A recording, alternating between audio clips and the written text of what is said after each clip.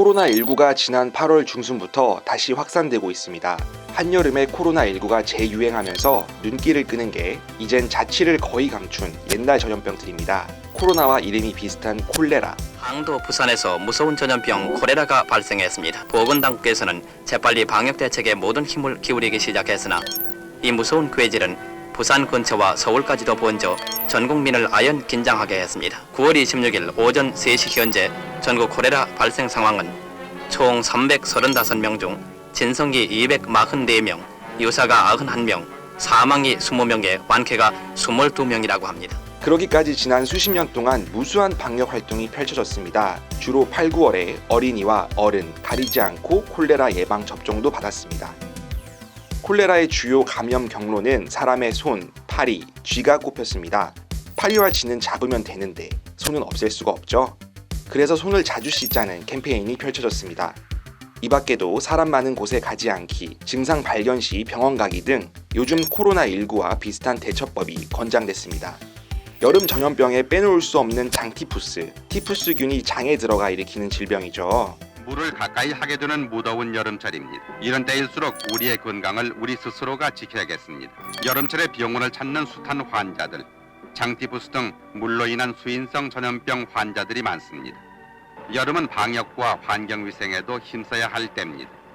집 안팎을 자주 소독하고 어린이를 두신 가정에서는 예방접종 등으로 전염병을 미리 막는 데 힘써야 하겠습니다. 두 전염병은 이젠 익숙치 않은 옛날 명칭도 갖고 있습니다. 콜레라는 호열자, 호역, 장티푸스는 욕으로도 쓰인 연병으로 지칭된 바도 있습니다. 또 다른 여름 전염병인 말라리아와 뇌염은 주로 모기가 병을 전염시킵니다. 그래서 과거 정부는 비행기까지 동원해 DDT 같은 살충제를 뿌리고 잘 때 모기장을 치고 자라고 권장했습니다. 올해는 모기가 옮기는 전염병 염려가 크게 줄었다고 합니다. 역대급 긴 장마가 이어졌기 때문인데요. 모기는 물 웅덩이에서 번식을 하는데요. 비가 너무 많이 내린 까닭에 웅덩이에 물이 고이지 않고 오히려 넘치면서 번식도 힘들어졌다고 합니다. 시대가 변화하면서 전염병 방역 풍경도 꽤 바뀌었습니다. 쥐잡기 운동을 이제는 보기 힘들죠. 쥐는 유행성 출혈열 등 각종 질병을 옮기는 데다 식량이 부족했던 1970년대에는 곡물 총 생산량의 8%를 먹어치웠으니 정부가 전 국민을 동원해 쥐를 잡을만 했습니다. 소독차, 일명 방구차가 골목길에 등장해 하얀 연기를 내뿜으며 달리면 그 뒤를 동네 아이들이 쫓아가는 모습도 이젠 추억 속 이야기죠.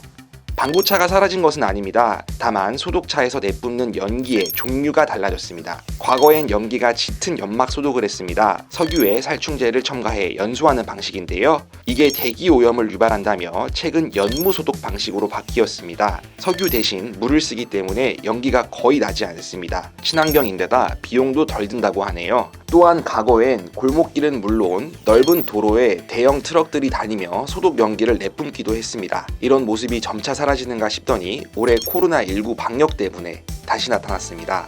코로나19 이전에 사스, 신종플루, 메르스 등의 전염병이 등장한 바 있습니다. 사스는 2003년, 신종플루는 2009년, 메르스는 2015년에 대한민국에 크게 유행했죠.